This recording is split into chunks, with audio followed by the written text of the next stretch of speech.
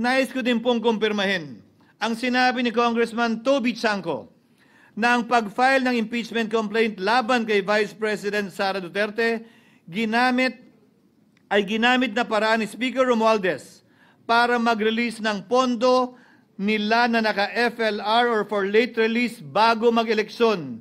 Maski na alam po niya na hindi po ito kayang talakayin ng Senado hanggang sa Hunyo pa mula nung simula. Ulitin ko, ginamit ni Martin Romualdez ang FLR at ang pangalan ng Pangulong Marcos upang itulak ang kanilang unconstitutional na impeachment complaint. Sabi nila, pumirma kayo dahil kung hindi lalabas ang pondo nyo na naka-FLR bago mag-eleksyon. Subalit, Ginoong Pangulo, hindi ito umubra. Kawatan, hulihin natin ang kawatan. And that is why, Mr. President, distinguished colleagues, at the height of the impeachment controversy and amidst the passion of some sectors to remove the Vice President at all costs, I urged prudence and level-headedness because I knew that greed and not accountability was the reason behind it. In the end, Mr. President, the Supreme Court vindicated us. The Supreme Court vindicated us. Siya ang kauna-unahang nagtestigo na personal na naghatid ng pera sa bahay mismo ni Martin Romualdez.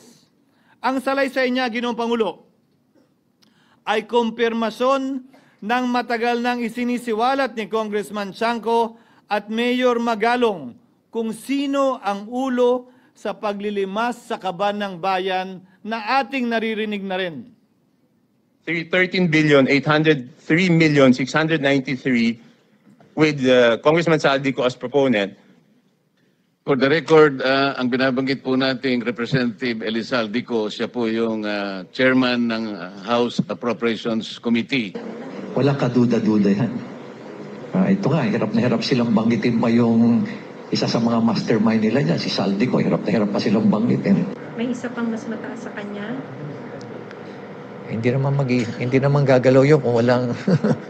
Siyempre, hindi naman gagalaw yun kung walang pahintulot yung mas mataas sa kanya. Just the House Speaker. Isang tao lamang, Ginoong Pangulo, ang nasa likod ng script at sarswelang ito.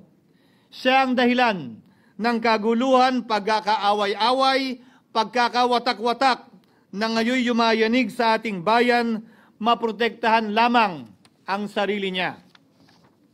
Ang pangalan niya ay matagal nang bulong-bulungan sa bawat sulok ng bansa, pero ngayon, unti-unti nang sinisigaw ng taong bayan.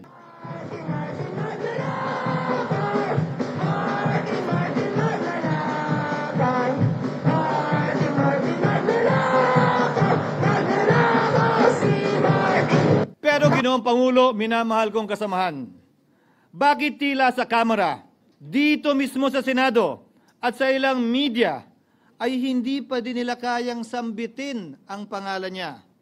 Pues, sasabihin ko, Martin Romualdez. Minsan ang binanggit ng mga diskaya ito mismo dito sa Senado, ang kanyang pangalan. Pero agad itong pinabawi nung humarap sila sa Kamara. Binanggit ni Master Sergeant Gutesa ang kanyang pangalan. Pero ultimo notaryo, natunto nila at pinabawi nila ang pagnotaryo. Buti na lang, huli na't nasabi na niya ang pangalan ni Martin Romualdez na pinanumpaan dito mismo sa ating Blue Ribbon Committee.